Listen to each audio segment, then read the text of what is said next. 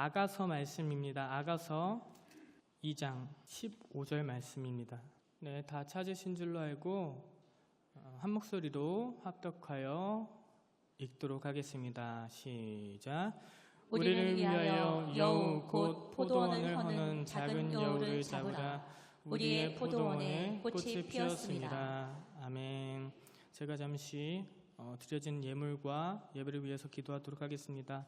살아계신 하나님 아버지 감사합니다. 이 시간 준비한 헌금을 주님께 올려드리기를 원합니다.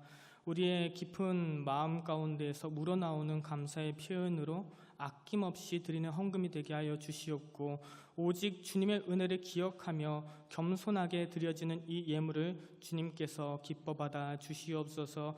오늘 드려진 예물이 주님의 뜻을 따라 사용되게 하여 주시고, 하나님의 나라가 더욱 확장이 되고 하나님의 영광을 위해서 귀하게 사용되는 예물이 될 수 있도록 주님 친히 주장하여 주시옵소서. 예물을 드린 손길들을 기억하여 주시옵고, 그들의 마음에 넘치는 주님의 은혜를 더하여 주옵시고, 주님께서 그들의 삶을 풍성하게 채워주심으로 말미암아 하나님께서 주시는 그 공급해 주시는 하나님의 은혜로 말미암아 더욱더 힘있게 주의 나라를 굳건하게 세워나가는 데에 귀하게 쓰임받는 주님의 백성으로 삼아 주시옵소서. 오늘 예배를 주님의 손에 올려드리며 감사드립니다. 이 모든 말씀 우리 구주 예수 그리스도 이름으로 기도드립니다. 아멘.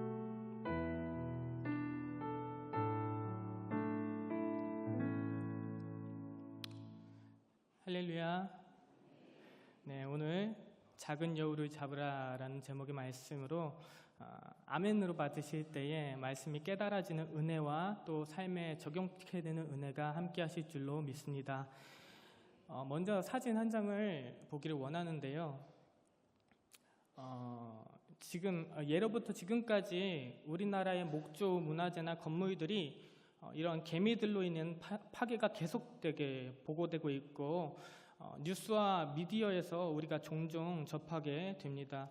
작은 개미가 큰 건물을 무너뜨릴 수 있는 이유는요, 개미들이 기둥에 있는 나뭇결의 틈을 타서 들어가서 구멍을 파면서 나무를 파먹기 시작하게 되고, 그 구멍이 점점 커지면서 결국은 건물 전체가 무너지는 일들까지 생기게 되는 것입니다. 이러한 개미의 특성 때문에 우리나라에는 이러한 속담도 생겨났죠. 공든탑도 개미 구멍으로 무너진다라는, 못 들어보셨나요? 이거 속담에 있습니다, 진짜로. 우리는 이 속담처럼 살면서 종종 모든 일이 잘 풀리고 있다고 생각할 때에 갑자기 예상치 못한 작은 문제가 생기면서 상황이 어그러지는 경험들을 한 번쯤은 해보셨을 거라 생각이 되어집니다. 예를 들어서 지금 나의 치아가 멀쩡하다고 가끔 양치를 안 하고 자는 것도 괜찮다 하면서 치아 관리를 소홀히 하게 된다면 어떻게 될까요? 어느 순간 나의 치아가 아프게 되고 이제는 맛있는 고기를 먹을 수가 없게 되는 것이죠. 그리고 사람과 사람과의 관계 속에서 찾아오는 문제들은요, 더 우리를 힘들게 하기도 합니다. 사람과의 관계에서 생기는 무관심이나 오해나 시기심, 질투, 특히 섭섭함, 우월감이나 열등감 등등 우리의 감정에서 오는 문제들은요, 부어놓은 시멘트와도 같죠. 그래서 괜찮아 이것을 해결하지 않고 괜찮아 지내다 보면요, 어느새 우리의 마음은 돌처럼 굳어지게 되고 점점 더 회복이 어려워지게 되는 것입니다. 처음에는 그냥 흘려버렸으면 닦아내면 되는 정도였을 텐데, 이제 나중에 굳어지면 망치로 깨뜨리고 뜯어내야 하는 상황에 이르게 되는 것이죠. 죄의 경우도 마찬가지일 것입니다. 아이들에게 오냐 하면 아이들의 버릇이 나빠지게 될 것이고, 술이나 담배, 미디어 중독, 도박 중독, 성 중독처럼 중독에 대해서도 괜찮아, 이 정도면 괜찮지, 다른 사람들은 더 하잖아 라는 모습으로 하다 보면 걷잡을 수 없이 중독이 되어집니다. 아무런 문제 없이 보였던 삶의 모습이 완전히 무너진 모습처럼 변할 수도 있다는 것입니다. 그리고 이러한 일들은요, 교회 안에서도 예외는 없죠.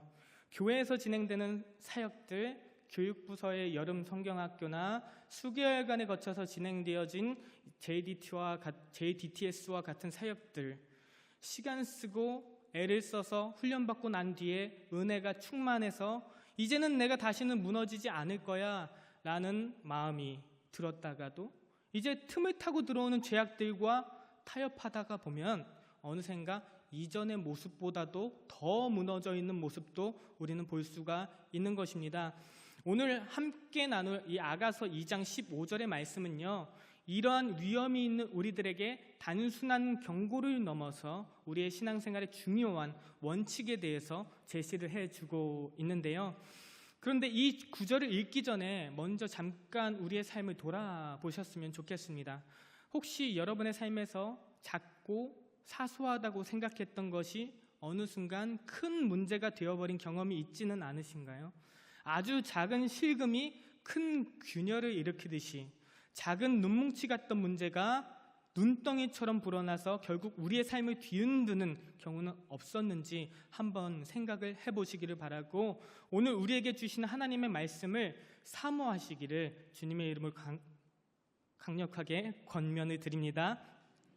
오늘 배경은 오늘 우리가 읽은 아가서, 이 아가서의 아가의 뜻은요, 노래 중에 노래이죠. 가장 탁월한 노래라는 뜻입니다.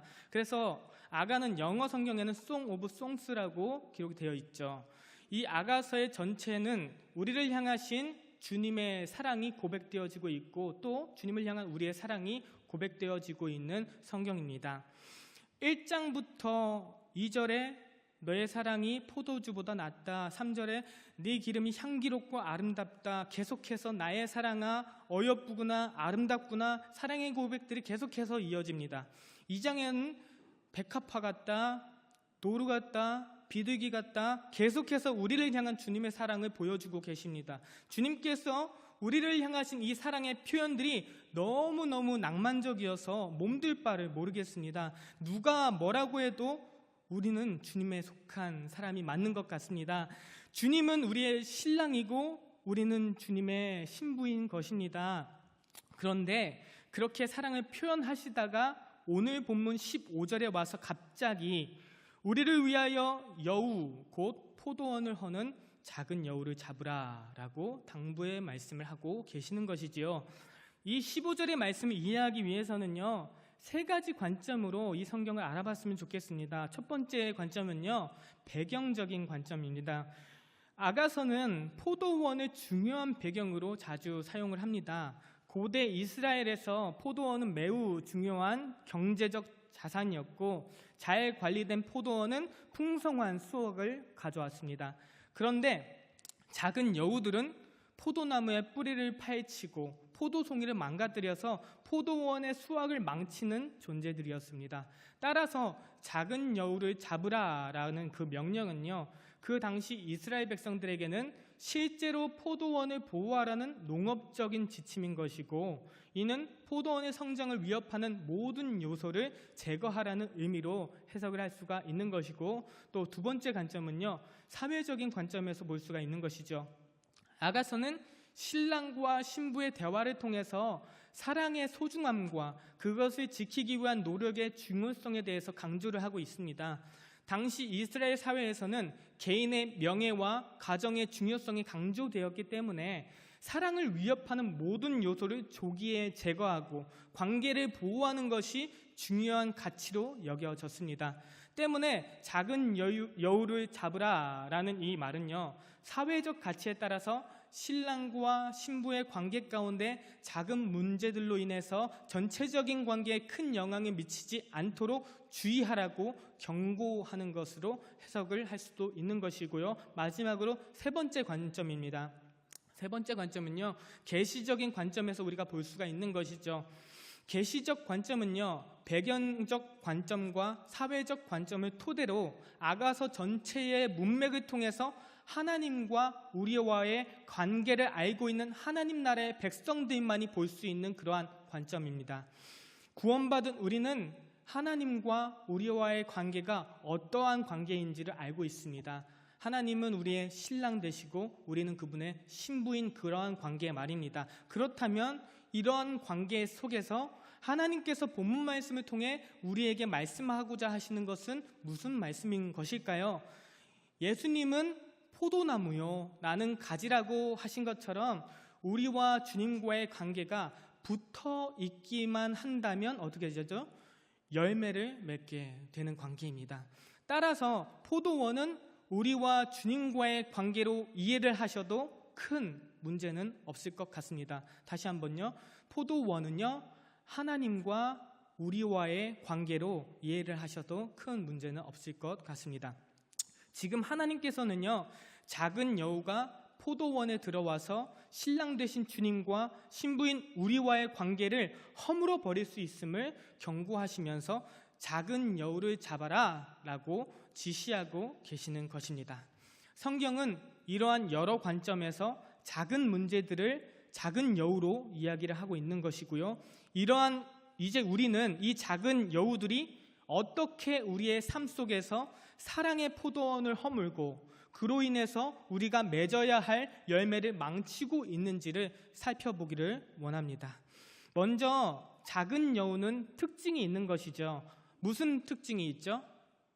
그 특징은 작다는 것입니다. 여기서 작은이라는 단어는요, PPT를 보시면요, 원어로 카탄이라는 단어인데요, 카탄은 가장 작은, 가장 어린이라는 뜻을 가지고 있습니다. 저는 오늘 말씀을 보는데 작은 여우라고 하니까 계속해서 귀여운 이미지밖에 떠오르지 않더라고요. 여러분들은 작은 여우라고 하면 어떠신가요? 어떤 이미지가 떠오르시나요? 저는 아무리 생각해도 귀여운 이미지가 떠올랐습니다. 사진 한 장을 보실까요? 네, 중동 지역의 여우가 어떤 종인지 정확하게 제가 알기가 쉽지가 않아서 사막 지역에 서식하는 새끼 여우 사진을 가져왔습니다. 그런데 오히려 이렇게 작다는 특성 때문에, 이 작다는 특징 때문에 너무나 위험한 것이 바로 이 작은 여우인 것입니다. 서론에 개미가 나무의 틈을 파고 들어갈 수 있는 이유도 이 작다는 특징 때문입니다. 작은 여우는 어리고 작기 때문에 살금살금 포도원의 작은 틈을 타고 미끄러져서 기어 들어옵니다. 그리고 포도나무를 망치고 포도원의 꽃을 망치고 포도원의 열매를 먹어 치웁니다. 주님이 맺혀주신 열매, 주님께 드릴 열매를 모조리 먹어 치우는 것입니다. 오히려 우리의 포도원을 망치려고 공격하는 그 여우가 커다란 여우였다면요, 당연히 우리가 커다랗기 때문에 조심을 할 것이고, 크기 때문에 그 여우도 정면으로 돌파하려고 해도 그 틈을 타고 들어올 수도 없었을 텐데, 작은 여우라고 말씀하고 계셨기에 우리의 약한 틈을 타고 그 작은 여우가 들어오게 되는 것입니다. 그렇다면 이러한 작은 여우들은 언제 포도원으로 들어오는 것일까요? 우리 아가서 2장 11절에서 12절의 말씀도 함께 읽어봤으면 좋겠습니다. 함께 읽어보도록 하겠습니다. 시작. 겨울도 지나고 비도 그쳤고 지면에는 꽃이 피고 새가 노래할 때가 이르렀는데 비둘기의 소리가 우리 땅에 들리는구나. 아멘. 겨울도 지나고 비도 그쳤습니다. 그 힘들고 어려운 고난의 세월이 지나갔고 지면에는 꽃이 피고 새가 노래할 때가 이르렀습니다. 너무너무 낭만적인 때입니다. 이어서 13절에서 14절 말씀도 함께 읽어봤으면 좋겠습니다. 함께 읽어보도록 하겠습니다. 시작. 무화과 나무에는 푸른 열매가 익었고 포도나무는 꽃을 피워 향기를 토하는구나.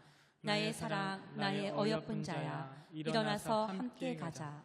바위 틈 낭떠러지 은밀한 곳에 있는 나의 비둘기야, 내가 내 얼굴을 보게 하라. 내 소리를 듣게 하라. 내 소리는 부드럽고 내 얼굴은 아름답구나. 아멘.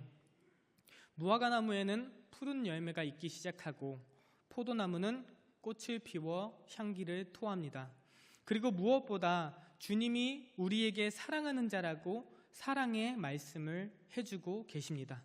바로 이러한 때의 15절에 우리를 위하여 여우 곧 포도원을 허는 작은 여우를 조심하라 라고 말씀하고 계시는 것입니다.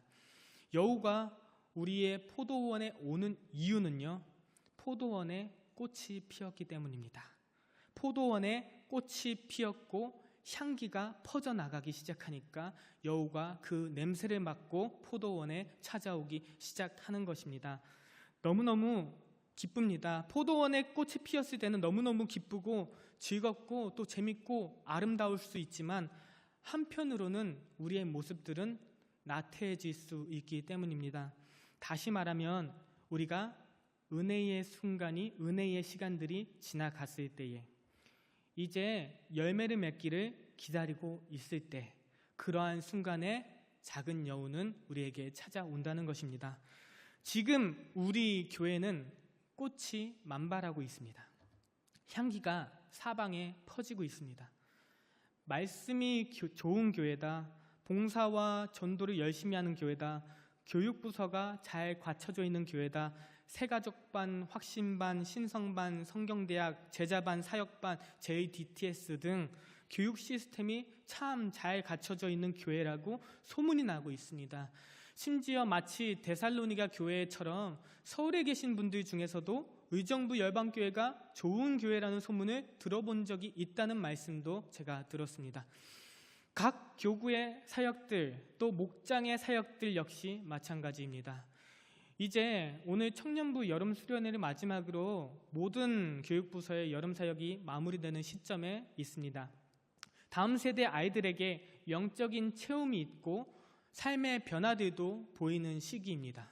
그리고 JDTS 아울리치 사역 역시 마쳐졌습니다.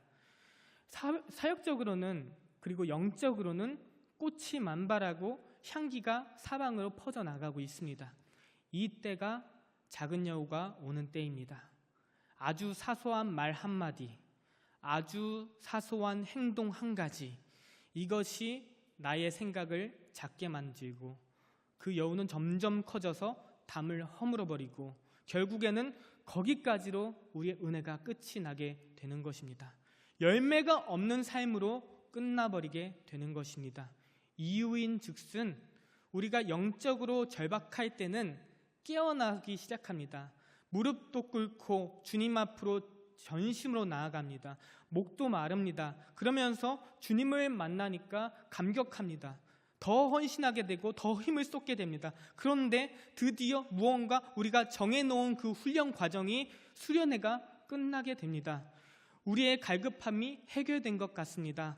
기도 소리가 작아지게 되고 열정이 점점 줄어들게 됩니다. 말씀 앞에 나아가는 것이 점점 줄어들면서 우리의 태도는 나태해지고 안일한 삶으로 이어지게 됩니다. 제가 드리고 싶은 말씀은 주님을 만나고 훈련을 하는 과정은 우리의 삶 속에서 끊임없이 계속되어져야 한다는 사실입니다. 히브리서 10장 19절에서 22절의 말씀은요, 주님의 사랑을 입고 난 후에 하는 고백인데요. 우리 히브리서 10장 19절에서 22절 말씀도 함께 읽어보도록 하겠습니다. 시작. 그러므로 형제들아, 우리가 예수의 피를 힘입어 성소에 들어갈 담력을 얻었나니 그 길은 우리를 위하여 휘장 가운데로 열어놓으신 새로운 살 길이요 휘장은 곧 그의 육체니라. 또 하나님의 집 다스리는 큰 제사장이 계심에 우리가 마음의 뿌림을 받아 악한 양심으로부터 벗어나고 몸은 맑은 물로 씻음을 받았으니 참 마음과 온전한 믿음으로 하나님께 나아가자. 아멘. 한번 저를 따라해 주시면 좋겠는데요. 우리가 예수의 피를 힘입어 하나님께 나아가자. 감사합니다. 이렇게 커다란 사랑을 받은 우리는요, 그곳에서 멈추고 만족하는 것이 아니라 예수님의 사랑을 힘입어 계속해서 다시 하나님께 나아가게 되기를 소망합니다. 그렇다면 작은 여우라고 하는 것은 도대체 무엇을 말하는 것일까요? 작은 여우는요, 우리와 하나님과의 관계를 멀어지게 만드는 것들입니다. 그것은 우리의 마음을 어지럽히는 사소한 것들이 될 수도 있고요. 부정적인 생각들, 또 비판하는 생각들, 남을 험담하는 것들, 의심하는 것들, 불신, 이러한 것들이 작은 여우가 들어올 때인 것입니다. 또 더 구체적으로 말하면 이기주의나 개인주의, 무관심, 시기나 질투, 염려하는 것, 두려워하는 것, 낙심하는 것, 또 서로와 서로에게 비교의식, 이러한 것들이 모두 다 작은 여우의 모습인 것입니다. 심지어 우리의 외모에 대한 그 컴플렉스나 건강, 또 재정적인 어려움에 대한 걱정들, 게으름들, 심지어 우리의 외로움까지도 작은 여우가 될 수가 있습니다. 이런 작은 여우들은요, 겉으로 보기에 대수롭지 않아 보일 수가 있는 것이죠. 왜냐하면 귀엽기 때문입니다. 작고 귀엽기 때문인 것이죠. 근데 사자나 곰처럼 늑대처럼 크고 위협적이지 않기 때문에 별거 아니라고 대수롭지 않게 여깁니다. 하지만 이 여우들은 그대로 두면요, 우리의 영적인 포도원을 서서히 그러나 확실하게 망가뜨리고 맙니다. 꽃은 화려하게 피었지만 정작 중요한 때에는 열매를 맺지 못하게 되는 것입니다. 그래서 우리는 이 작은 여우를 반드시 잡아야 하는 것입니다. 사소한 문제라고 넘기지 말고 이 모든 문제들을 반드시 주님 앞에 가지고 나아가서 해결을 해야 합니다. 기도로 해결이 안 되는 것 같으면 거기서 멈추면 안 되는 것이죠. 기도로 안 되네? 거기서 끝나는 것이 아니라 더 많이 기도해야 합니다. 더 많이 기도하시고 특히나 작은 상처나 섭섭함도 소홀히 여기지 말아야 합니다. 누군가의 말 한마디, 사소한 행동 하나로 인한 그 섭섭함을 그대로 두면요, 그것이 점점 커져서 나중에는 관계가 완전히 멀어질 수도 있는 것이죠. 사랑하는 여러분, 포도원의 목적은요, 꽃을 만발하게 피우는 게 목적이 아닙니다. 꽃향기를 멀리 퍼뜨리는 것도 포도원의 목적이 아닙니다. 열매를 맺는 것이 포도원의 유일한 목적임을 믿으시기를 바랍니다. 우리의 포도원이 향기로울 때 우리가 주의하지 않으면 어느 순간 열매 없는 포도원이 되어 있을지도 모릅니다. 겉으로는 여전히 아름답고 향기롭게 보일지 모르지만 실제로는 이미 망가져버린 포도원이 될 수도 있습니다. 우리 함께 깨어 기도하면서 이 작은 여우들을 잡아내시기를 간절히 소망합니다. 작은 의심이 들 때, 작은 상처를 받았을 때에, 마음에 섭섭함이 올 때에 그것을 별거 아니라고 넘기지 마시고 주님 앞에 가져가 해결하심으로 우리의 영적인 포도원에서 풍성한 열매를 맺는 저와 여러분들이 되시기를 간절히 소망합니다. 제가 아까 전에 작은이라는 단어를, 카탄, 이 단어를요, 가장 작은 또 가장 어린이라는 뜻을 가지고 있다고 말씀을 드렸습니다. 작은 여우가 작기 때문에 우리가 경계해야 되는 것이고요. 그리고 가장 어리다는 것은요, 성장한다는 것을 의미하죠. 탐심으로 시작해서 하나님이 누구신지 모르는 죄에 이르기까지 계속해서 성장하면서 포도원을 탐해 갑니다. 애굽의 노예 시절에 우리의 주인이었던, 우리가 참된 주인을 잊어버리고 애굽을 주인으로 모셨을 그때에 애굽인들에게 하나님께서 재앙을 통해 알려주셨죠. 첫 번째 재앙을 통해서는 하나님보다 생명을 사랑했던 그들에게 그들이 생명이라고 여기는 나일강을 죽음의 상징인 피로써 물들이셨습니다. 두 번째 재앙에서는 하나님보다 세상에서 자녀를 많이 낳고 사는 것을 더 사랑했던 그들에게 다산의 상징이었던 개구리를 통해서 재앙을 내리셨습니다. 세 번째 재앙으로는 하나님보다 이 땅에서 풍요롭게 사는 것을 사랑했던 그들에게 풍요의 상징이었던 흙먼지를 통해서 이 재앙을 내리셨습니다. 그렇게 네 번째는 곤충, 다섯 번째는 가축, 여섯 번째는 악성종기. 악성종기는 의술과 우리들의 건강이라는 우상을 말하고 있는 것이죠. 일곱 번째는 우박은 날씨, 여덟 번째 메뚜기는 곡식, 아홉 번째 이집트 최고의 신이었던 라, 태양신 라를 그 어둠으로 태양을 가리셨고, 마지막에 열 번째, 그것보다도 인간에게 가장 우상시되는 자녀들, 장자의 죽음을 통해서 자녀들도 하나님보다 더 사랑할 수 없음을 우리에게 보여주셨습니다. 이 모든 재앙은 오직 하나님만 우리의 하나님이시고 우리의 주인이시고 우리의 사랑의 대상이 되어야 함을 드러내 보여주신 것입니다. 그런데 문제는요, 오늘날 우리에게도 작은 여우가 날마다 찾아오고 있는 것이고요, 이미 우리 안에 작은 여우가 있다는 사실입니다. 우리의 포도원에 들어온 자그마한 그 죄성은 이제 포도원을 헐기 시작합니다. 이러한 여우들은 우리들이 사는 이 시대에 젖어들고 있는 가치관을 통해서 틈을 타고 들어오게 됩니다. 우리의 가치를 부인하게 됩니다. 세상의 가치를 따라 돈이 우리의 삶에 주권을 갖게 만듭니다. 다른 사람들보다 높아져야 생기는 권력이라는 것이 우리의 삶에 주권을 갖게 합니다. 지식이 우리의 삶에 주권을 갖게 합니다. 또 어떤 이들은 외모로 삶의 주권을 갖게 합니다. 또한 이러한 여우들은 낙태법이나 차별금지법을 비롯해 여러 가지 법으로 정치계를 통해 파고듭니다. 올바른 진리를 가르쳐야 마땅한 교육계에 올바른 진리가 전해지지 못하도록 교육계를 통해 파고듭니다. 우리는 한때 미투라는 운동을 통해서 온갖 음란한 관습과 행위들이 문화, 예술계를 통해 파고들어 있음을 보았습니다. 그렇지만 이러한 운동마저도 결국에는 변질되고 악용이 되는 모습 또한 보게 됩니다. 결과적으로 우리의 포도원에 파고드는 작은 여우의 목적에는 공통점이 있는 것이죠. 그것은요, 바로 태초의 그때와 같은 목적입니다. 아담과 하와에게 행했던 동일한 방법으로 교묘하게 하나님과 우리와의 관계를 멀어지게 만드는 것입니다. 포도원을 허는 것입니다. 결국에는 세상의 가치관이 우리의 주인을 바꾸게 됩니다.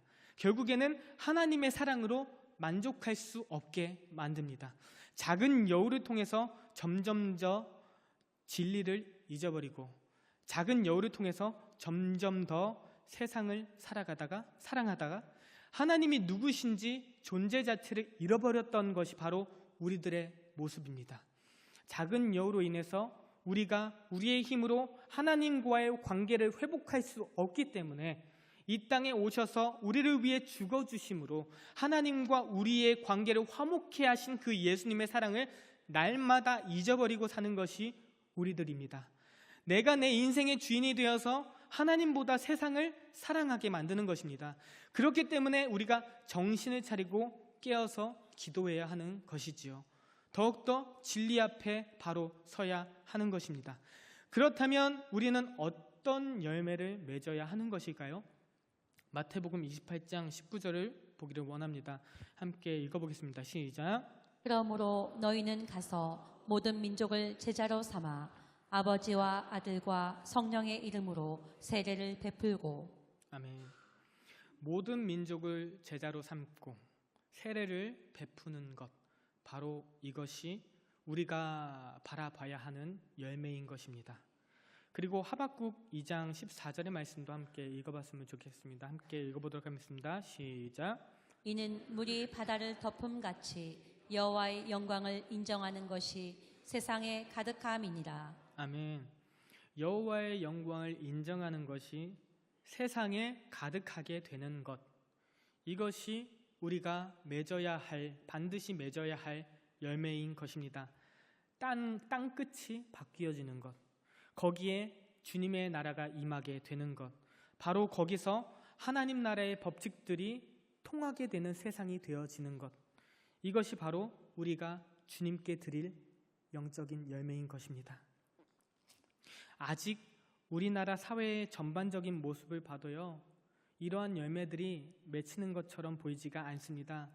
정치계를 봐도 열매들이 보이지 않습니다. 교육계를 봐도 열매들이 보이지 않습니다. 법조계, 예술계, 문화계, 모든 영역 가운데에 교회도 마찬가지죠. 열매가 잘 보이지 않습니다. 주님은 우리를 통해서 열매를 맺기를 원하고 계십니다. 그렇게 하기 위해서 우리를 부르시고 우리를 주 앞에 부르짖게 하시고 여기까지 이끌고 계시는 것입니다. 우리 교회는 나 한 명, 나 하나 잘 되기 위한 공동체가 아닙니다. 우리가 잘 되는 것이고, 그리고 우리를 통해서 이 땅에 하나님의 나라가 임하게 하는 것이 바로 하나님의 목표인 것이죠. 이사야서 62장 7절 말씀에 제가 읽어드릴게요.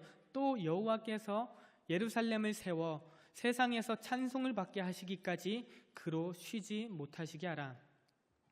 하나님, 온 땅에 하나님의 영광이 임할 때 거기서부터 찬송을 주님께 드릴 때까지 주님 일하여 주시옵소서. 이날의 교회가 아직까지 주 앞에 찬송을 드릴 만한 준비가 되어 있는 것 같지 않습니다. 이 나라의 교회가 힘을 얻어서 이 교회를 통해서 나라 전체 안에 찬송을 받게 하실 때까지, 주님께서 찬송할 때까지 주여 일하여 주시옵소서. 그런데 이 말씀을 할 때는 바로 그 전에 있는 62장 6절에 대한 말씀을 함께 읽으면 더 좋을 것 같습니다. 이사야서 62장 6절의 말씀도 함께 읽어보도록 하겠습니다. 시작. 예루살렘이여, 내가 너희 성벽 위에 파수꾼을 세우고 그들로 하여금 주야로 계속 잠잠하지 않게 하였느니라. 너희 여호와로 기억하시게 하는 자들아, 너희는 쉬지 말며. 아멘. 어떻게 하면 우리가 하나님을 쉬지 못하시게 할 수 있을까요? 어떻게 하면 하나님께서 우리의 삶에, 우리 개개인의 삶에, 또 우리의 교회에, 또 가정에, 우리의 영역에, 나라에, 열방에 찬송을 받게 할 때까지 계속해서 하나님이 일하실 수 있게 할 수 있을까요? 그것은 우리가 일할 때입니다.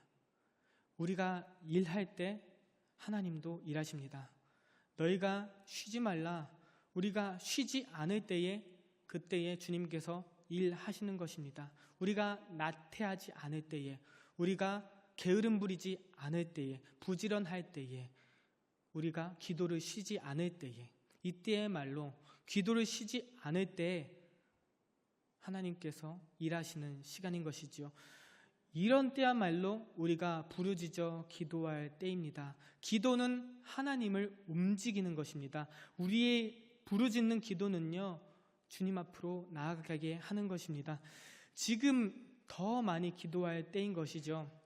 기도는 우리를 깨어있게 만듭니다. 기도는 하나님을 움직이게 만듭니다. 그리고 말씀을 더 뜨겁게 사모하게 되고요, 말씀 앞에 나아갈 수 있도록 하십니다. 이것이 바로 우리가 작은 여우를 잡는 비결이라고 할 수가 있는 것입니다. 그런데 무엇보다도 제일 중요한 비결이 있습니다. 그것은 바로 제일 큰 비결은요, 사랑입니다. 사랑은 교회가 가지고 있는 핵심입니다. 가장 중요한 것이 사랑입니다. 사랑이 없이는 교회는 아무것도 아닙니다. 무엇보다도, 다른 무엇보다도 뜨겁게 서로 사랑해야 합니다. 봉사도 하고 열심도 내고 수고도 많이 하지만 그 모든 것보다도 반드시 뜨겁게 사랑해야 합니다. 왜냐하면 사랑이라는 것은요, 허다한 죄를 씻기 때문입니다. 잠언 10장 10절의 말씀에도요, 미움은 다툼을 일으키지만 사랑은 모든 허물을 가린다고 말씀하고 있습니다. 여러분, 강물을 한번 생각해 보시기 바랍니다. 아주 많은 물이 흐르는 강물입니다. 그런데 가뭄이 찾아오고 그 물들이 마르기 시작합니다. 그 물이 마르기 시작하면요, 이제 큰 바위부터 이제 보이기 시작합니다. 그 다음에 큰 돌덩이들, 그리고 자갈들, 마지막에는 이제 모래 알갱이까지들 다 드러나게 되는 것입니다. 물이 흘러버리면요, 제일 먼저 이제 작은 모래들을 다 덮어버립니다. 그리고 더 많은 물이 흐르게 되면요, 바위도 덮어버리게 됩니다. 더 크게 흐르면요, 큰 바위도 덮어서요, 아무것도 없이 물밖에 없는 것처럼 보이게 됩니다. 사랑의 강물이라고 하는 것이 바로 그러합니다. 강물이 줄어들면 서로의 죄가 보입니다. 서로의 부족함이 보입니다. 서로의 잘못된 부분들, 지적할 부분들, 정죄감이 우리에게 보여지는 것입니다. 그런데 사랑의 강물이 우리에게 차고 흐르고 더 많이 흐르고 더 많이 흐르다 보면요, 그 작은 문제들이 덮어지게 되는 것입니다. 그 더 큰 문제들도 이제 용납할 수 없게 되었다가 그 사랑의 힘으로 용납할 수 있게 되는 것입니다. 더 큰 문제들, 정말로 우리가 이것은 절대로 용납할 수 없어라고 우리가 정해놓았던 그러한 거대한 바위 같은 문제들도요, 사랑의 강물이 그것보다 더 크게 치면요, 그 돌마저도 사라져버리게 만드시는 것입니다. 지금 우리들의 삶의 모습이 이러한 사랑의 강물이 필요한 때인 것입니다. 우리가 서로 우리는 하나님의 형상이라고 이야기를 하고, 너도 하나님의 형상이라고 이해를 하고 그렇게 또 이야기를 하지만, 그렇게 이야기를 하고 뒤돌아서면 그 사람의 이제 부족한 모습이 보이고 그 사람이 나에게 잘못한 모습을 바라보게 되는 것이 우리의 모습들 같습니다. 저 또한 동일합니다. 저 또한 지금도 깨어지지 않는 문제 때문에 너무나도 제 마음속에서 막 눈물이 차오르고 있는데요, 더욱더 하나님의 사랑을 구해야 할 때인 줄로 믿습니다. 하나님께 더욱더 기도해야 할 때인 줄로 믿습니다. 더 말씀을 가까이 하고요, 이해할 수 없는 상황들, 내가 정말로 작은 문제 때문에 이러한 상황까지, 정말로 해결하기 힘든 상황까지 왔을지라도 이해할 수 없는 하나님의 사랑을 더욱더 바라보시기를 원합니다. 우리 하나님의 사랑, 내가 지금 겪고 있는 그 상황들이 참 이해할 수 없는 상황들이 많을 수도 있어요. 이 사람이 왜 나한테 이렇게 대하나? 나는 내가 무엇을 어떻게 그렇게 심하게 잘못을 했길래 이렇게까지 나한테 하나라고 생각할 수 있겠지만, 이해가 안 될 수도 있겠지만, 하나님의 사랑은 더욱더 이해가 되지 않기 때문입니다. 이 세상을 창조하셨습니다. 이 세상의 모든 인구가 70억 명을 넘어섭니다. 우리는요, 창조자 하나님 앞에서 먼지밖에 안 되는 존재들입니다. 하나님은 우리가 오늘도 죄를 짓고 하나님의 그 사랑에 피마저도 무시하고 하나님을 상처내고 있는데요, 하나님은 우리를 그렇게 딱 찍어서 이렇게 비벼서 없애지 않으십니다. 우리를 사랑하셨고, 우리를 사랑하심으로 말미암아 하나밖에 없는 아들을 내어주셨습니다. 이것이 정말로 이해할 수 없는 하나님의 사랑인 것입니다. 더욱더 이해할 수 없는 상황 가운데에 이해할 수 없는 하나님의 사랑을 바라보시는 저와 여러분들이 되시기를 간절히 소망합니다. 제가 교회 안에서 이제 몇몇 채 공동체와 사역들은 이제 사역자님들과 장로님들, 권사님들, 집사님들과 함께 경험해 보았지만, 사실 대부분의 공동체와 사역들은 구체적으로 경험해 보지는 못했습니다. 그래서 성도님들의 공동체 속에서 어떤 일이 일어나고 있는지에 대해서는 잘 알지 못합니다. 그런데 제가 아는 한 가지 사실은요, 지금 우리 교회에 꽃이 피어 있다는 것입니다. 향기가 나오고 있다는 것입니다. 그렇기 때문에 작은 여우가 우리에게 온다는 것입니다. 섭섭함이 오고 불평이 찾아오고 이럴 때에 관계가 삐걱거리기 시작할 것입니다. 전심으로 부르짖는 것, 작은 여우를 잡는 것입니다. 쫓아내지 말고 반드시 잡으시기를 바랍니다. 그리고 다시 오지 못하게 말씀으로, 성령으로, 사랑으로 채우시기를 바랍니다. 그리고 사랑하는 것입니다. 사랑은 모든 허다한 죄를 덮습니다. 모든 허물을 가립니다. 사랑은 최고의 길인 것입니다. 사랑하는 여러분, 이때야말로 더 부르짖고 기도해야 할 때인 줄로 믿으시기를 바랍니다. 이때야말로 더 사랑해야 될 때인 줄로 믿으시기를 바랍니다. 섭섭한 마음이 들면 더 다가가서 용서하시고 용납하시고 사랑하시기를 바라겠습니다. 말씀을 정리하겠습니다. 우리는 일상생활에서 사소하게 여기는 문제들이 결국 우리의 믿음과 관계를 허물 수 있다는 사실을 인식하시기를 바랍니다. 작은 여우처럼 은밀하게 다가오는 유혹과 갈등을 조기에 인지하시고 이를 해결하기 위해서 말씀과 기도로 우리는 계속해서 끊임없이 힘써야 하는 것입니다. 또한 교회와 공동체 안에서 서로를 사랑하고 이해하면서 작은 상처가 큰 갈등으로 발전하지 않도록 노력해야 할 것입니다. 마지막으로 하나님과의 깊은 관계를 통해서 우리의 영적인 성장과 열매 맺는 삶을 추구해야 할 것이며, 이를 통해서 주님의 사랑을 세상에 전하는 삶을 살아내시기를 다짐해야 할 것입니다.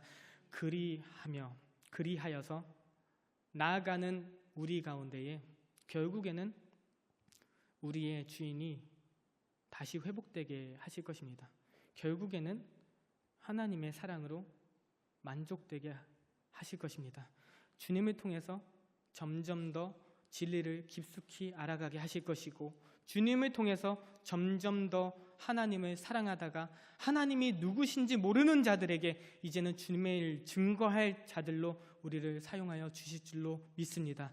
이 땅에 오셔서 우리를 위해 죽어주심으로 하나님과 우리와의 관계를 화목케 하신 그 예수님의 사랑을 날마다 기억하며 살아가는 것이 바로 우리들이 되게 하실 것입니다. 내 인생의 주인을 주님으로 모시고 세상보다 하나님을 더욱더 사랑하시기를 소망합니다.